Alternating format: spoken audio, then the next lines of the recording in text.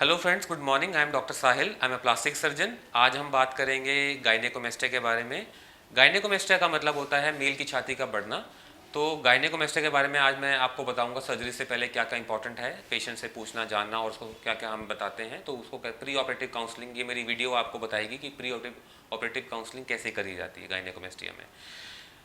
Patient हमारे पास आते हैं, बोलते हैं कि सर हमारी छाती बहुत बढ़ गई है, इसको सर फ्लैट करा जाए, या हमें और क्या कंप्लेंट्स होती है। जैसे पेशेंट की कंप्लेंट होती है, सर हमें शर्म आती है टी शर्ट चेंज करने में, हम किसी के सामने जा नहीं सकते, हम स्विमिंग पूल में कहीं जाते हैं पूल साइड में तो हमें वहाँ पे ऑड लगता है कि सर ये क्या हो रहा है। तो अब कहीं होता है कि सर पेशेंट होते हैं कि सर पूरा छाती निकाल सर ख़त्म कर दो, या सर कहीं होते हैं कि सर ये इतना आधा ही कर दो।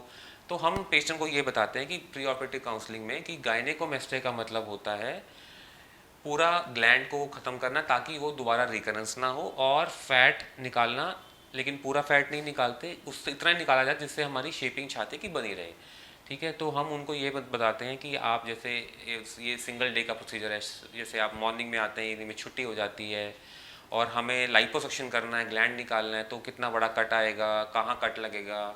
तो जो कट का साइज़ होता है वो इतना सा ही होता है 3 mm का, जहाँ से हम अपना ग्लाइकोसेशन का कैनुला डालते हैं। और हम कौन सी टेक्निक यूज़ कर रहे हैं, इसमें भी 2 टेक्निक यूज़ होती हैं, या तो हम सक्शन असिस्टेड करते हैं या हम वेजर असिस्टेड। लेकिन जो vaser assisted is better technique.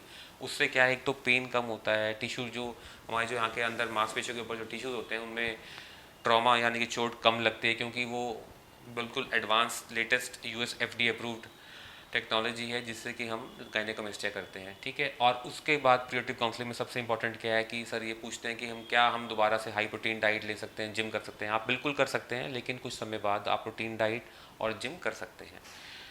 इसके अलावा पेशेंट की एक और कंप्लेंट, एक और पूछते हैं कि सर इसके बाद और कुछ प्रिकॉशंस कुछ लेना है, दोबारा तो नहीं होगा। नहीं, ये दोबारा नहीं आता, क्योंकि हमने जब ग्लैंड निकाल दी है तो ये दोबारा रिकरेंस नहीं होती।